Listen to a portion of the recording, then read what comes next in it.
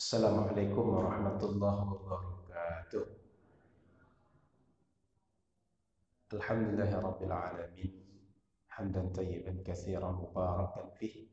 Hamdan yuwafi ni'amahu wa yukafi mazidah. Ya Rabbana lakal hamdu kama yanbaghi li jalali wajhika wa 'azimi sultanik. Qala subhanaka la 'ilma lana illa ma 'allamtana innaka antal 'alimul hakim. وقال رب اشرح لي صدري ويسر لي أمري واحلل عقدة من lisani yafqahu qawli. Alhamdulillah, Bapak Ibu jemaah dimuliakan Allah Subhanahu wa taala. Nikmat Allah selalu kita rasakan, kita manfaatkan, kita gunakan untuk berbagai hal yang kita perlu dalam hidup, untuk berbagai hal yang kita mau dalam hidup kita, untuk akhirat atau untuk dunia kita. Semoga nikmat Allah ini nikmat yang kita syukuri, dan syukur itu membuat kita lebih baik, insya Allah. Salawat teriring salam kepada Rasulullah Sallallahu Alaihi Wasallam. Semoga di akhirat kita termasuk di antara umat yang beruntung, umat yang berjumpa dan berkumpul bersama Nabi Muhammad Sallallahu Alaihi Wasallam. Senin ini kita lanjutkan kajian kita tentang fikih, terkhusus fikih ibadah, dan kita lanjutkan kajian kita pembahasan sunnah di dalam sholat. Yang sebelumnya sudah kita bahas sunnah sebelum sholat, sunnah di saat pelaksanaan sholat, dan dalam kajian malam ini kita bahas sunnah yang sebaiknya kita buat setelah sholat.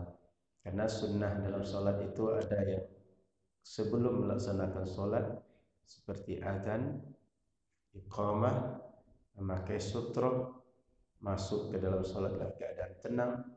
Kemudian sunnah dalam sholat ada sunnah awal, ada sunnah hayat, seperti baca doa qunut, tasyahud awal, mengangkat tangan ketika takbir, dan berbagai sunnah yang lain. Malam ini fokus kita sunnah yang dianjurkan untuk kita buat setelah selesai melaksanakan sholat fardu atau sholat sunnah, terutama sholat fardu yang 5. Apa sunnah itu? Yang pertama adalah memperbanyak istighfar, memperbanyak zikir, dan berdoa kepada Allah. Kenapa kita perlu banyak istighfar? Karena memang tak ada kita ini yang bebas dari dosa. Kita semua orang yang banyak dosa. Kita sadari atau tidak? Maka ketika kita sholat, kita menyadari kebesaran Allah, kita menyadari hubungan kedekatan kita dengan Allah. Setelah sholat teringat diri akan dosa, maka kita langsung memohon kepada Allah agar dosa-dosa kita diampunkan Allah. Karena hati kita ini ketika dia merasa dekat dengan Allah, dia akan sensitif untuk memohon, untuk mengadu, untuk terus mendekat. Tapi ketika jauh dengan Allah, dia tak akan respon bila dihubungkan dengan Allah Subhanahu wa taala. Di dalam hadis Rasulullah sallallahu alaihi wasallam ada anjuran untuk istighfar, zikir, dan doa ini. Di antaranya kata sahabat bertanya, "Ayat doa asma Rasul?" Yang mana satu doa yang paling didengar oleh Allah? Setiap saat kita bisa doa. Mau makan kita doa, mau masuk kamar mandi kita doa, naik kendaraan kita doa. Apa saja ada doanya. Tetapi yang mana satu yang paling makbul, yang paling didengar oleh Allah? Kata Rasul, beliau menjawab, "Jawful lailil akhir wa duburus salawatil maktubah." Di ujung malam dan setelah selesai melaksanakan sholat 5 waktu, sholat yang wajib. Maknanya doa yang paling baik waktu kita berdoa, doa yang makbul, doa yang istimewa untuk waktu berdoa, diantaranya setelah sholat fardu. Seperti setelah maghrib tadi kita berdoa, baik doa masing-masing atau doa berjamaah, waktu yang istimewa untuk berdoa.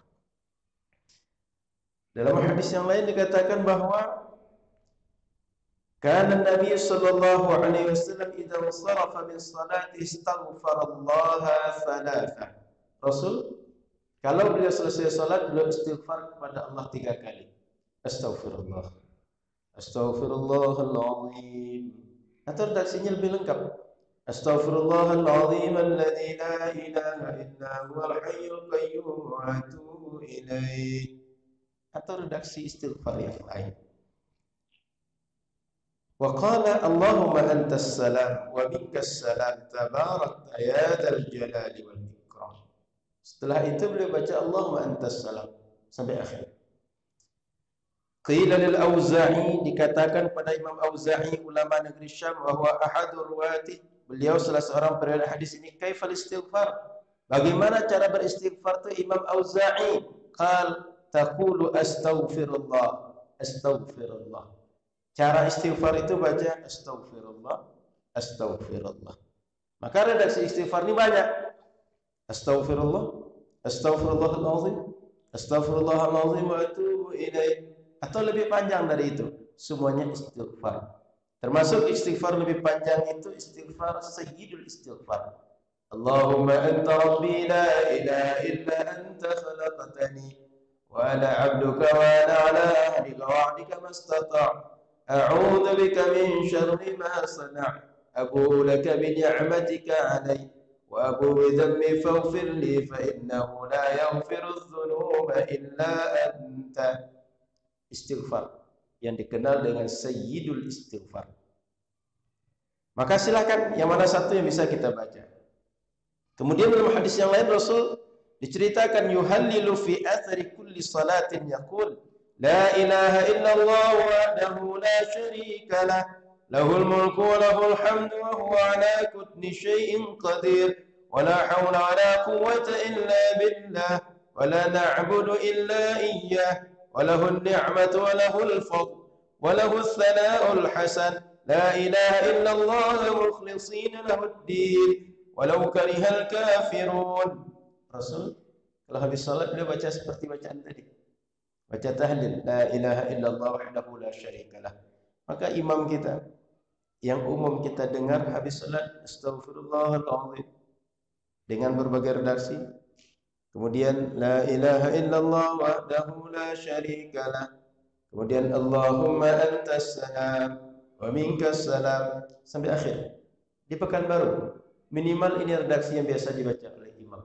Setelah itu subhanallah 33, alhamdulillah 33, Allahu akbar 33. Betul? Umumnya begitu kita. Meskipun nanti ada redaksi yang sebagian lebih dari itu atau kurang dari itu atau sama dengan itu. Kemudian dalam hadis yang lain, anna Rasulullah sallallahu alaihi wasallam idza sarafa min as-salati qala la ilaha illallah wahdahu la syarika lah lahul mulku wa lahul hamdu wa huwa ala kulli syai'in qadir. Allahumma la mani'a lima a'taita wa la mu'tiya lima mana'ta wala yanfa'u dzal jaddi minkal jadd. Pernah dengar itu? Itu sebagian dibaca juga oleh imam-imam kita. Dari mana? Riwayatnya dari Nabi sallallahu alaihi wasallam. Jadi para imam kita membaca zikir, ada yang semua riwayat dibaca, ada yang sebagian. Dan itu semua berdasarkan apa yang didapat dari guru-guru kita. Dan itu sumbernya dari hadis Nabi sallallahu alaihi wasallam. Dan sudah tabiat kita, tak semua orang ada yang bisa sempurna dalam segala sesuatu. Riwayat Nabi banyak, tapi sebagian membiasakan sebagai riwayat, sebagian dengan riwayat yang lain. Ketika semuanya dikumpulkan, terkumpullah semua kebiasaan Nabi sallallahu alaihi wasallam. Maka oleh kita, seandainya kita mengamalkan bentuk zikir tertentu, yang lain jangan dulu kita ingkari. Kita amalkan yang kita amalkan, orang silahkan diamalkan dengan apa yang mereka dapatkan dari para guru mereka. Dan secara umum setiap zikir setelah sholat itu zikir yang afdal, zikir yang terbaik. Maka kita silakan berbuat dengan zikir yang kita dapat dari guru, orang lain berzikir dengan yang dia dapat dari gurunya. Sehingga antara satu masjid dengan yang lain beda redaksi zikir, ahlan wa sahlan. Silahkan beramal dengan amal masing-masing, dan itu bersumber dari Rasulullah sallallahu alaihi wasallam. Kemudian dalam mazhab Syafi'i, wa yusannul israr bidzikri wad du'a illa ay yakuna imaman yuridu ta'limal ma'mumin fayajharu bihima wala mani'a min raf'is sauti bidzalik. Dianjurkan kalau kita habis sholat, zikir itu suaranya sir.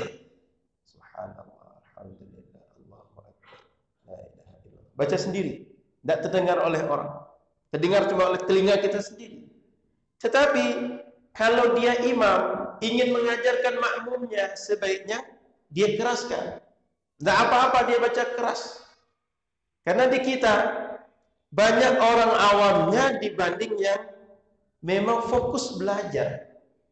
Orang awam ini dia bisa hafal, dia bisa tahu, dia bisa ngerti kalau dia dicontohkan, kalau dia ditalkinkan, kalau dia dipandu, kalau dia bareng-bareng kita baca dengan mereka. Tapi kalau sekedar diajarkan, ini zikir, ini redaksinya. Seperti tadi saya bacakan, bahwa kata ada Nabi mengamalkan baca istighfar, membaca la ilaha illallah, membaca subhanallah, dan seterusnya. Disuruh jamaah mengamalkan. Kemungkinan banyak yang tak mengamalkan dibanding yang mengamalkan. Tapi ketika langsung dibaca oleh imam, jamaah yang tak tahu apa-apa, bahkan nggak tahu dalil ini, dia akan mengamalkan bersama dengan imam. Sehingga sholat sendiri, dia bisa membuat. Kan boleh jadi di antara kita, kadang sakit, sholat di rumah, seperti sekarang isolasi mandiri mungkin.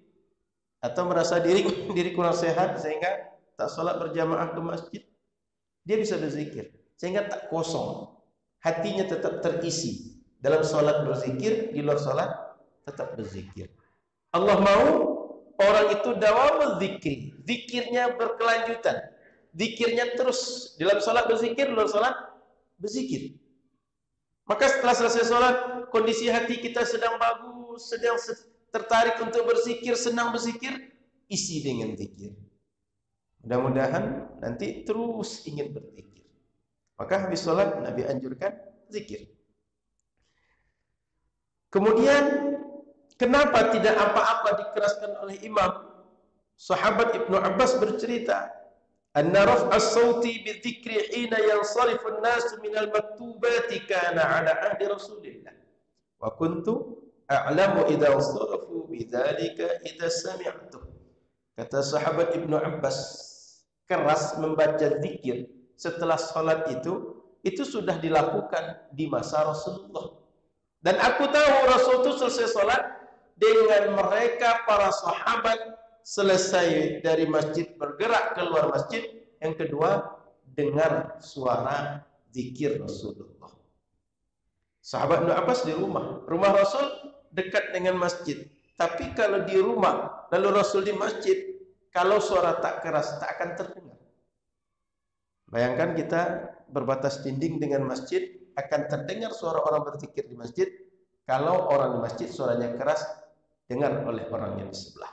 Tapi kalau suaranya subhanallah, jangankan orang luar masjid, yang di samping belum tentu terdengar. Maka sahabat Ibnu Abbas bercerita, mengeraskan suara saat berzikir sudah dibuat di masa Rasulullah. Dan tanda Rasul selesai sholat bagi sahabat Ibnu Abbas kalau sudah terdengar suara zikir Nabi dan sahabat Nabi. Dan itu tak mungkin tak keras. Maka hadis yang menjelaskan berzikir dengan suara keras. Kemudian dalam hadis sahabat Abu Hurairah ceritakan bahwa qal man sabbaha Allah fi duburi kulli salatin 33 wa hamidahu 33 wa kabbara Allah 33 وقال تمام المئة لا إله إلا الله وحده لا شريك له له الملك وله الحمد وهو على كل شيء قدير ghufirat khatayahu wa in kanat mithla zabadil bahr. Orang kalau habis salat baca subhanallah 33, alhamdulillah 33, Allahu akbar 33. Kemudian sempurnakan 100 dengan la ilaha illallah wahdahu la syarikalah. Orang tadi punya dosa meskipun sebanyak buih di laut, Allah ampunkan dengan zikir yang 100 lagi. Buih di laut itu kan banyak, tak bisa kita hitung. Ini sebagai perumpamaan, kalau orang itu banyak dosa, dengan zikir yang 100 tadi, Allah bersihkan dari dosa-dosa mereka. Dengan zikir tadi, kita dibersihkan Allah dari dosa. Kemudian hadis yang lain, mu'aqqibatun la yakhibu qailuhunna dubura kulli salatin maktubah 33 tasbihatan wa 33 tahmidatan wa 33 takbiratan. Di dalam salat, selesai salat, kalau kita baca 33 tasbih, 33 tahmid, 33 takbir, orang tersebut dia tak akan pernah sia-sia dalam beramal. Maknanya Allah pandang dengan pandangan yang besar, Allah balas dengan balasan yang agung bagi orang yang melakukan itu. Maka Bapak Ibu, jangan tinggalkan doa, zikir, istighfar setelah salat fardu. Hadis yang lain, kata Rasul kepada sahabat Muaz bin Jabal, cerita sahabat Muaz, anna Rasulullah sallallahu alaihi wasallam akhadha bi yadihi. Rasul pegang tangan sahabat Muaz bin Jabal. Wa qala ya Muaz, wallahi inni la uhibbuk. Muaz, demi Allah, aku sangat mencintai engkau. Usika ya Muaz, aku sampaikan wasiat atau pesan kepada engkau wahai Muaz. La tada'anna dubura kulli salatin taqul Allahumma a'inni ala dzikrika wa syukrika wa husni ibadatik. Mu'ad, demi Allah, aku mencintai engkau. Setelah salat fardu, jangan pernah engkau meninggalkan zikir. Redaksinya, Allahumma a'inni ala dzikrika wa syukrika wa husni ibadatik. Maka Bapak Ibu kadang mendengar ada imam yang membaca redaksi zikir ini. Artinya, banyak riwayat menceritakan apa redaksi yang Rasul suruh setelah salat. Karena Rasul sangat paham, setiap sahabat punya kelebihan, punya kedisiplinan, punya kekurangan yang tak sama satu dengan yang lain. Ada yang zikirnya Rasul kasih panjang, ada yang pendek, ada yang sedang. Karena setiap orang, dia akan beramal sesuai dengan kemampuan, sesuai dengan kelapangan, sesuai dengan tingkat kesibukan dan tingkat keadaan masing-masing orang. Maka kalau kita mengamalkan satu di antara sekian banyak zikir tadi, termasuk mengamalkan sunnah Rasulullah. Tambah lagi redaksi yang lain. Mungkin Bapak Ibu pernah dengar ada orang baca qul huwallahu ahad, qul a'udzu birabbil falaq, qul a'udzu birabbin nas. Ada dalilnya. Wa an Uqbah bin Amir radhiyallahu ta'ala anhu qala amarani Rasulullah sallallahu alaihi wasallam an aqra'a bil mu'awwidhataini dubura kulli shalah.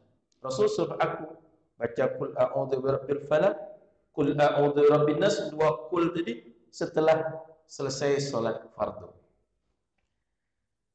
Wa fi riwayat Abi Dawud bil mu'awwidzat, dalam riwayat Abi Dawud bil mu'awwidzat, bentuknya jamak. Maka di sini dimaksudkan tambahan qul huwallahu ahad.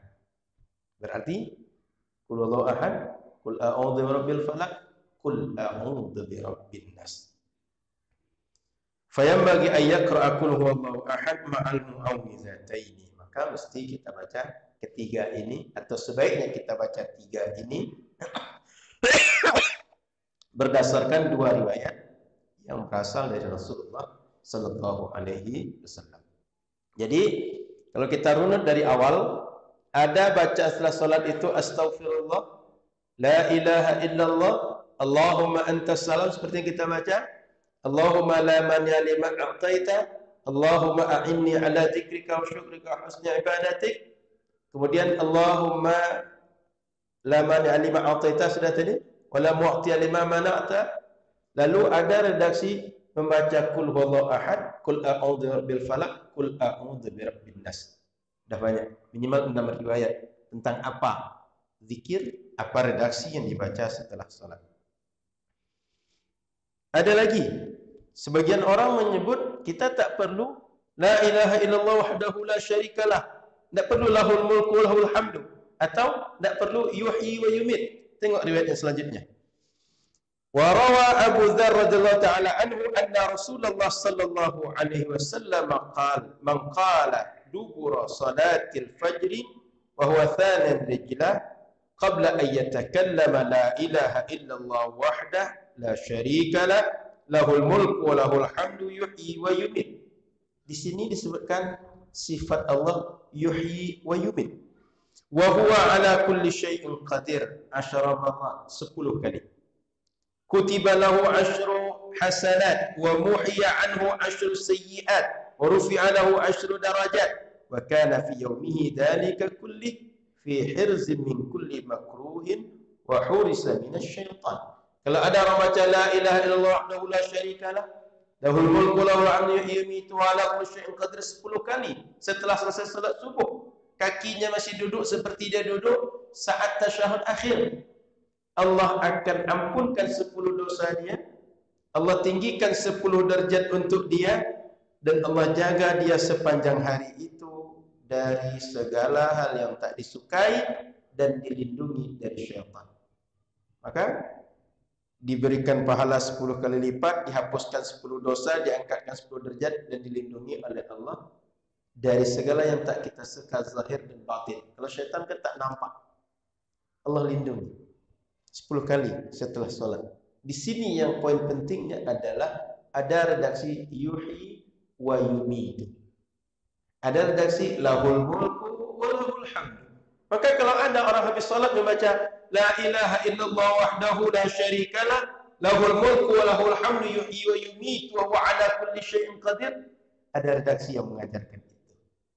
Karena sebagian orang ada yang tak terima tambahan yuhyi wa yumiit, tambahan lahul mulku lahul hamdu, dan berbagai penolakan-penolakan. Redaksi riwayat Rasulullah kalau kita gabungkan rata-rata membuat kita punya pikiran yang lapang dan banyak redaksi riwayat. Ada lagi redaksi lain kita temukan? Ada. Seperti ada yang membaca akhir surat Al-Baqarah, awal surat Ali Imran, lalu membaca ayat syahidallahu annahu la ilaha illahu wal malaikatu wa ulul ilmi qa'iman bil qist. Kemudian awal surat Ali Imran lagi, qulillahumma malikal mulk tu'til mulka man tasha wa tanzi'ul mulka mimman tasha. Banyak redaksi tentang zikir ini. Poinnya adalah silakan amalkan apa zikir yang dapat oleh kita, apa yang kita terima dari guru kita. Orang lain beramal dengan zikir yang mereka terima dari guru mereka, dan seluruhnya dari Rasulullah sallallahu alaihi wasallam.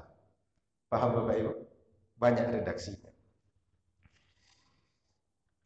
Kemudian keutamaan berzikir setelah salat ini, kita habiskan waktu agak panjang, adalah kata Rasul, man shallal fajra fi jama'atin thumma qa'ada bi yadhkurullaha ta'ala hatta tadlu'a asy-syams summa shalla rak'ataini kanat lahu ka ajri hijjatin wa umratin tammah. Kalau salat subuh berjamaah lalu duduk, diisi waktunya berzikir kepada Allah, diisi waktunya i'tikaf, diisi waktunya dengar pengajian habis subuh, diisi waktunya untuk mungkin dia berzikir cuma dengan jari, atau dengan baca Quran, atau berhalaqah Quran. Habis sholat subuh misalnya, duduk 10 orang, ngaji 1 orang, yang 9 dengarkan, nanti gantian, ngaji yang 1, 9 dengarkan, ada yang salah, dibetulkan oleh yang lain, dan seterusnya. Apabila kita gunakan waktu seperti itu sampai terbit matahari, lalu tergelincir sedikit sehingga masuk waktu awal duha, atau kalau di jam kita katakan bergerak lebih kurang 15 menit dari terbit matahari, salat kita 2 rakaat. Ibadah yang seperti tadi menjadi dapat pahala sama dengan orang haji dan umrah sempurna. Sempurna, sempurna. 3 kali Rasul mengatakan.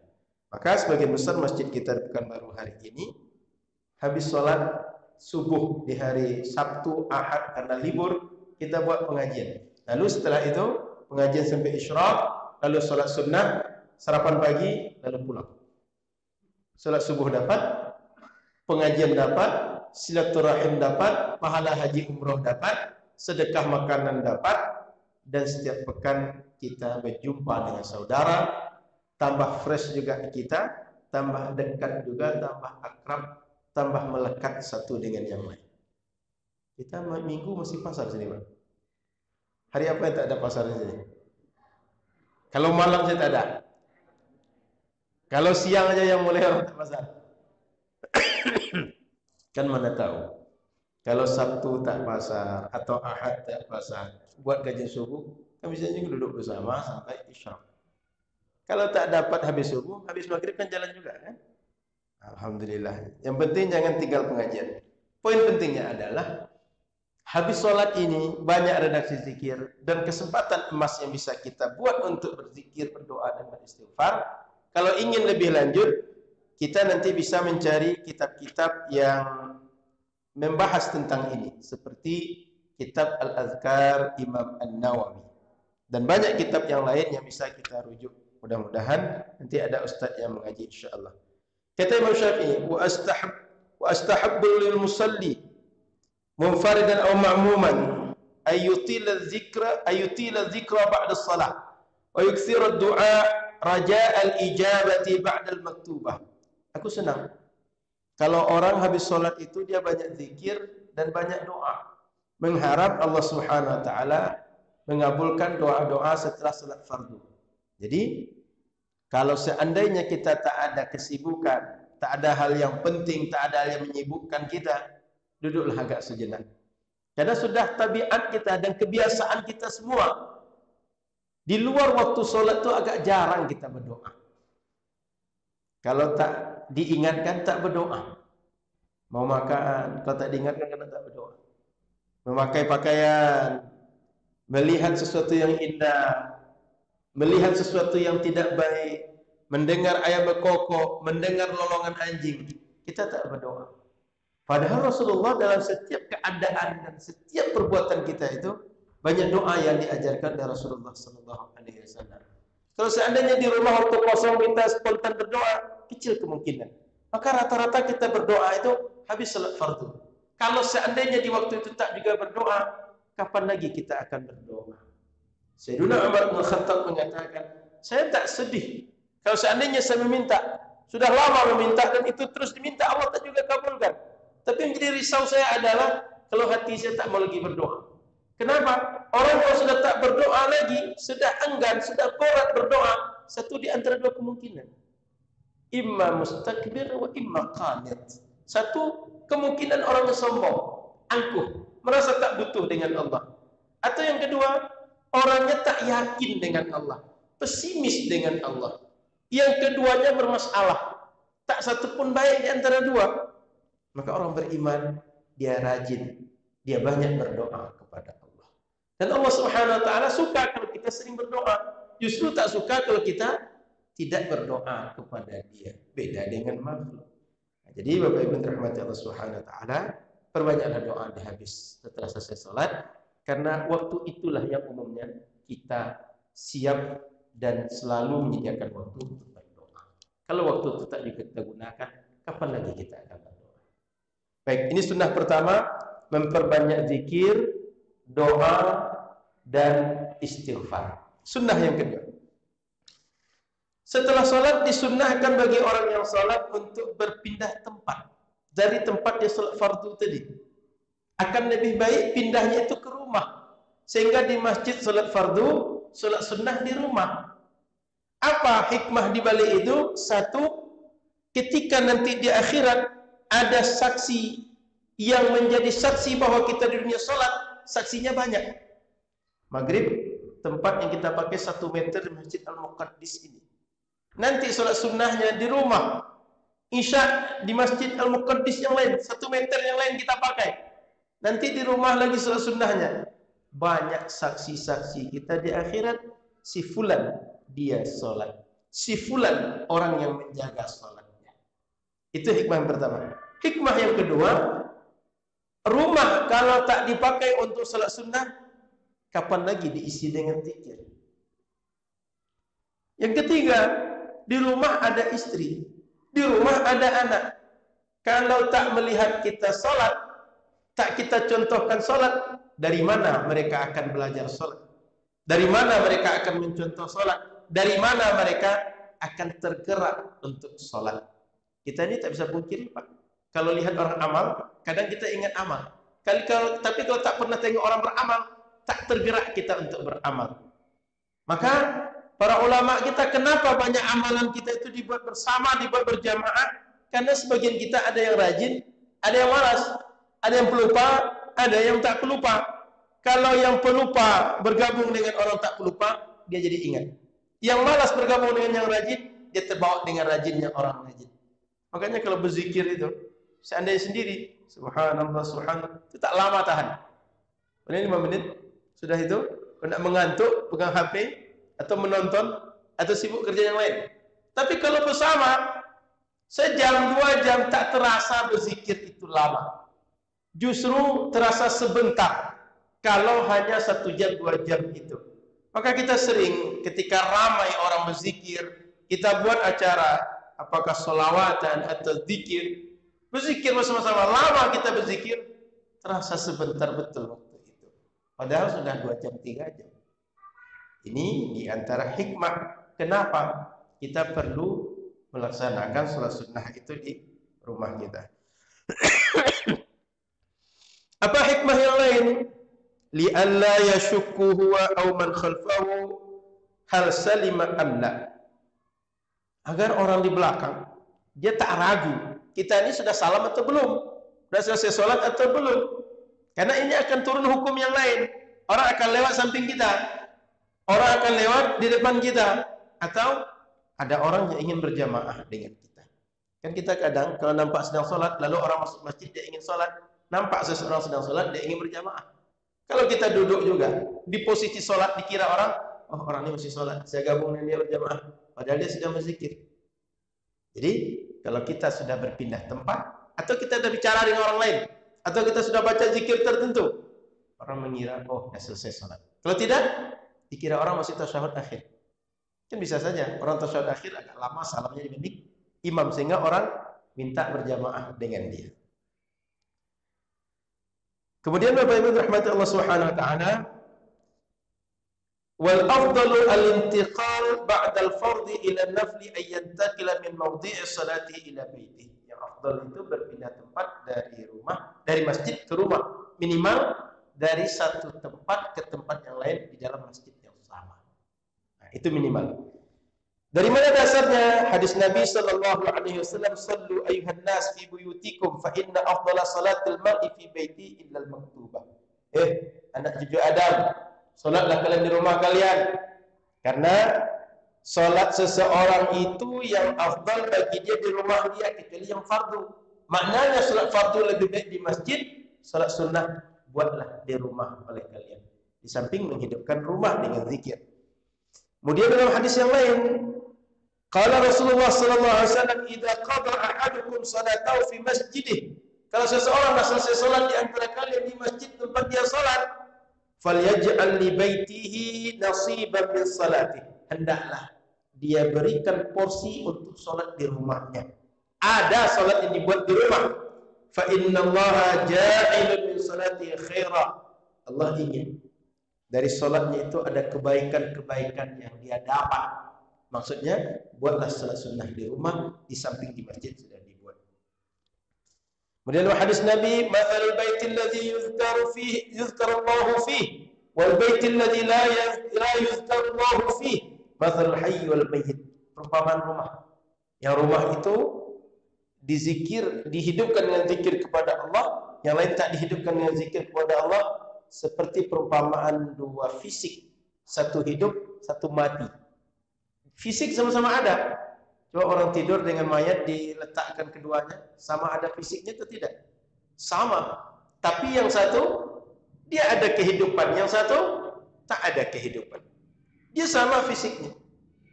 Maka Bapak Ibu muliakan Allah Subhanahu wa taala, lebih afdal kita menghidupkan rumah kita dengan salat. Salatnya salat sunnah. Jangan terbalik. Salat sunnah di rumah, salat fardu di masjid. Kemudian kalau setelah selesai salat, apabila di masjid itu ada jamaah laki-laki dan ada jamaah perempuan, sebaiknya laki-laki jangan segera keluar. Ini terutama kebiasaan orang Arab dulu. Karena orang Arab begitu selesai salam Nabi, perempuan segera keluar. Supaya apa? Supaya di luar masjid mereka tak bertemu laki-laki, tak bercampur baur, tak saling gontok-gontokan dengan laki-laki karena sempitnya jalan, sehingga begitu mereka keluar, mereka langsung ke rumah, laki-laki belum keluar.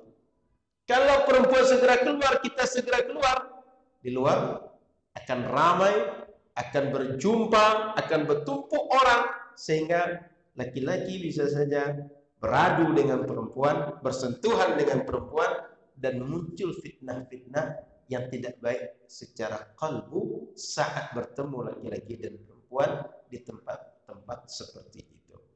Maka Bapak Ibu yang dirahmati Allah Subhanahu wa taala, apabila ada perempuan, sebaiknya biar perempuan dahulu, laki-laki belakangan. Itu pula zikir sebaiknya laki-laki agak lama sedikit, sehingga laki-laki sibuk dengan zikirnya, perempuan mereka segera pulang dan mengurus urusan mereka di rumah.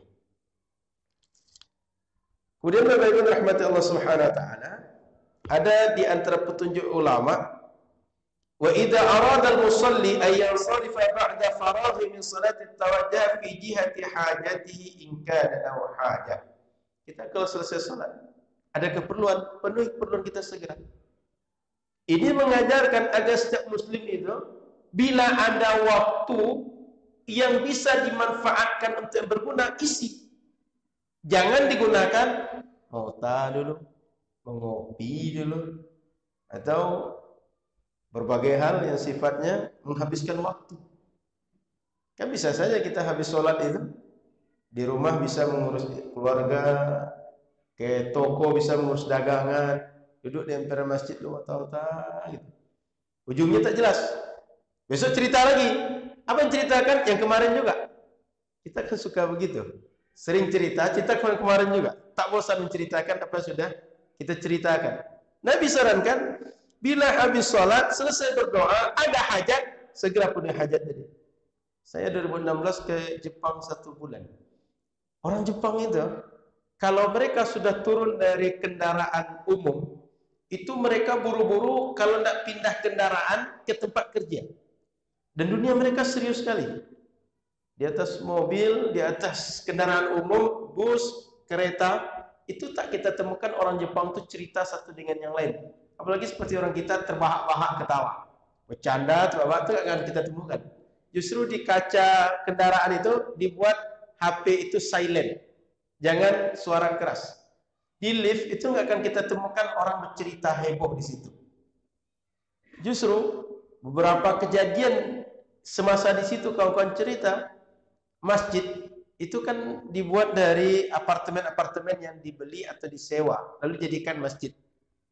Kalau Ramadan, kadang anak-anak kita seperti anak mengaji itu suka ikut ke masjid. Lalu mereka, ya anak-anak lari-larian, ribut. Kalau mereka ribut, tetangga merasa terganggu. Tetangga ini boleh mengadu kepada polisi karena tetangga mengganggu mereka. Saking seriusnya dunia mereka itu. Lalu polisi nanti akan komplain ke kita. Sampai ada masjid di Fukuoka itu dikomplain oleh kejaksaan dan dituntut untuk ditutup. Kenapa? Karena kebanyakan anak-anak di Ramadan itu dia ikut ke masjid lalu larian. Orang tuanya diingatkan sebaiknya anak yang dibawa ke masjid supaya masjid kita nggak dikomplain. Sebagian nggak mau terima, tetap ngajak anak, saya ingin mengajar anak, saya ingin menguatkan akidah anak. Ia tidak salah alasannya, cuma ini ada efek lain. Dan itu berapa tempat terjadi di Jepang. Atau sekedar tempat tinggal saja. Kan kita Indonesia suka heboh. Kadang panggil kawan, dia di belakang, kita di depan, teriak panggil kawan. Terdengar tetangga, terganggu mereka, itu bisa dikadukan. Ini saking seriusnya mereka.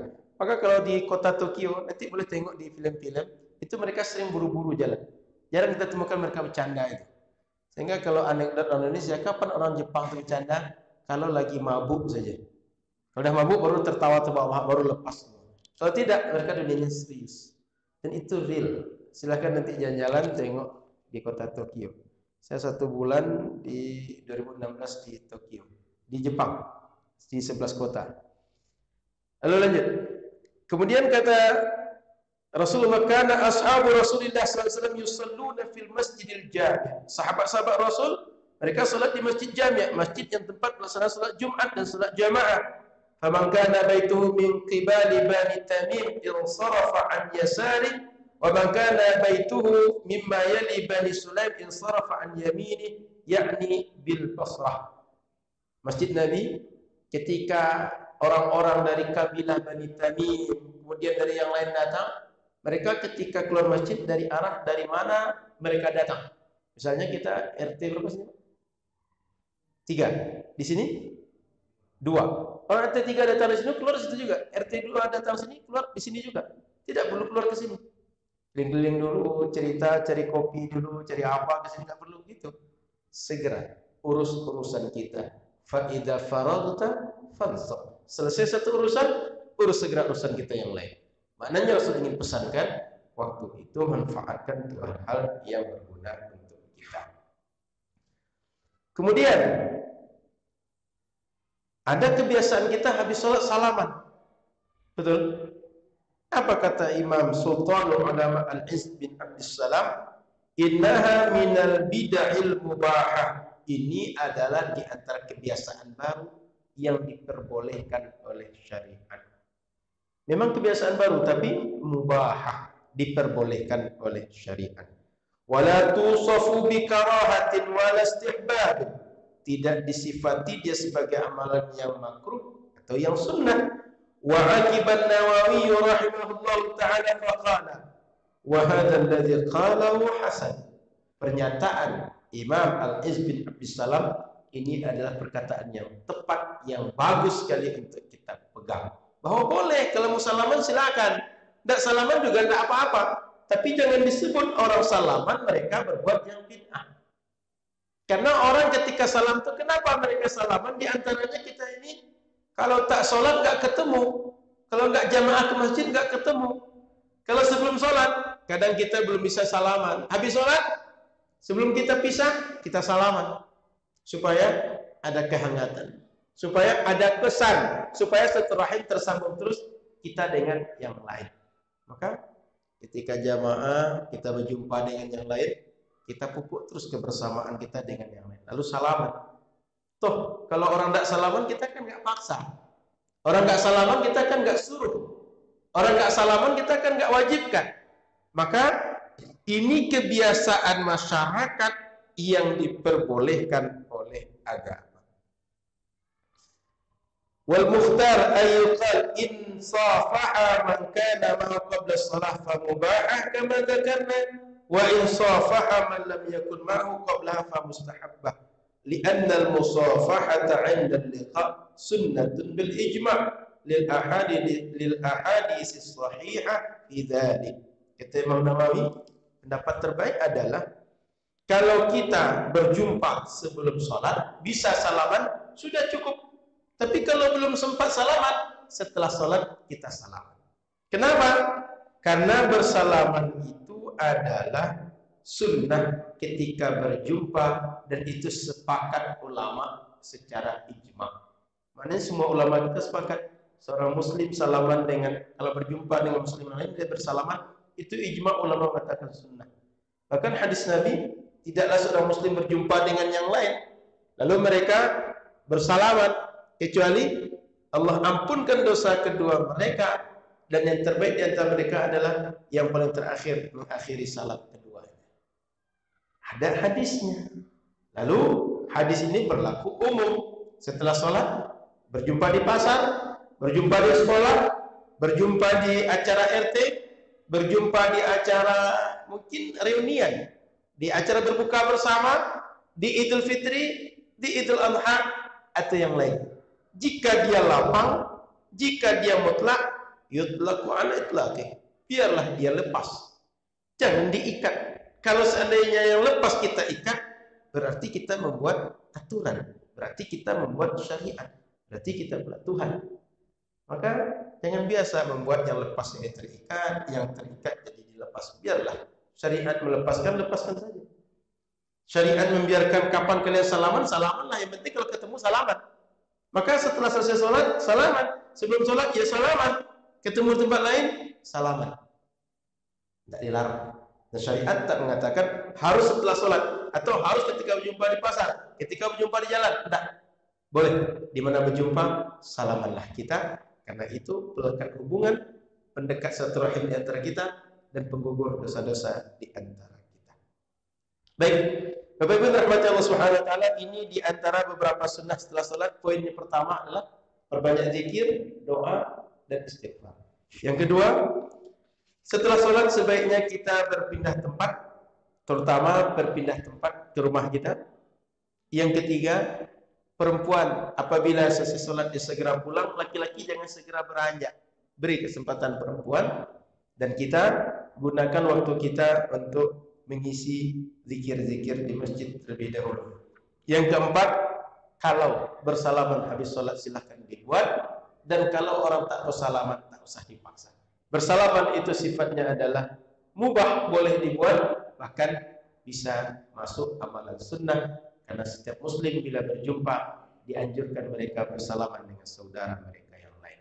Silahkan kita buka diskusi. Mungkin ada yang bertanya dari kajian yang sudah kita sampaikan atau perkara lain terkait kajian kita. Silakan Bapak Ibu bertanya. Silakan Pak. Waalaikumsalam warahmatullahi wabarakatuh.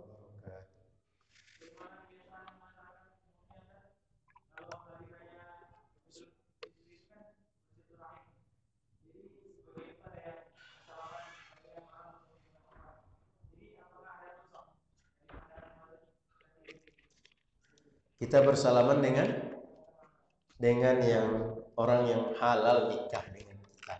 Itu bahasa Sunda. Orang ajnabiyah atau orang yang dia tak haram kita menikah dengan dia. Secara umum Bapak Ibu dimuliakan Allah Subhanahu wa taala, Nabi tidak pernah bersentuhan kulit dengan orang yang Nabi halal menikah dengan mereka atau ajnabiyah. Termasuk ketika baiat para perempuan dari Madinah kepada Nabi Shallallahu Alaihi Wasallam, Nabi juga tidak bersentuhan tangan, karena tabiat baiat itu adalah biasanya bersalaman atau saling bersentuhan tangan, tapi Nabi tak lakukan itu. Yang kedua, yang ketiga, dalam beberapa hadis Nabi melarang kita untuk bersentuhan dengan orang yang halal kita menikah secara sengaja. Bahkan Nabi mengatakan, andaikan kepala kita ditusuk dengan api yang sangat panas, itu lebih baik daripada kita bersalaman dengan atau bersentuhan dengan orang yang halal kita menikah dengannya. Maka oleh para ulama, bersalaman dengan orang yang halal kita menikah dengannya, tak ada hajat, tak ada kondisi emergensi, itu tak diperbolehkan. Tapi ada di antaranya memberikan keringanan seperti ulama mazhab Imam Abu Hanifah. Seandainya perempuan itu sudah tua, la tushtaha, tidak lagi, mohon maaf, orang tak lagi tertarik kalau seandainya melihat fisik dia, itu bersalaman diberikan keringanan. Maka seandainya bisa kita tak bersalaman dengan orang yang kita halal menikah dengan perempuan tersebut, atau perempuan dengan laki-laki yang dia bersalaman, sebaiknya bersalaman. Kenapa? Karena secara aturan syariat tak diperbolehkan. Dan kita sepertinya dahulu begitu, belakangan saja yang kurang memperhatikan itu. Karena boleh kita tanya ke orang tua-tua kita dahulu, baik di Minang, baik di Melayu, dulu kita tak sembarang bersalaman. Tapi kalau kepada keluarga, kepada guru yang jelas kita punya hubungan, memang kita bersalaman, dan salamannya cium tangan. salamannya dengan penuh hormat dan adab. Tapi bila kepada orang lain yang dia tak diperbolehkan syariat, dari dulu agama kita sudah ketat dan adat kita juga ketat dengan masalah itu. Jadi tak ada salahnya kita balik kepada yang lama, balik kepada ajaran yang asli. Mudah-mudahan kalau Rozi pernah melakukan itu, cukup sekali dua saja. Sudah itu tak ulang lagi. Karena di masyarakat kita masih agak berat untuk merubah itu. Itu dimaklumi itu. Baik, ada lagi? Isya. Nah, baik, karena sudah isya, kita cukupkan. InsyaAllah kita sambung di waktu yang lain. Pekan depan kita kaji apa saja perbuatan yang dimakruhkan dibuat ketika melaksanakan sholat. Mudah-mudahan usia panjang, sehat afiat, dan kita dijaga oleh Allah zahir dan batin, insyaallah. Terima kasih. Mohon maaf salah dan kurang. Subhanakallahumma wa bihamdika asyhadu an la ilaha illa anta astaghfiruka wa atubu ilaika. Assalamualaikum warahmatullahi wabarakatuh.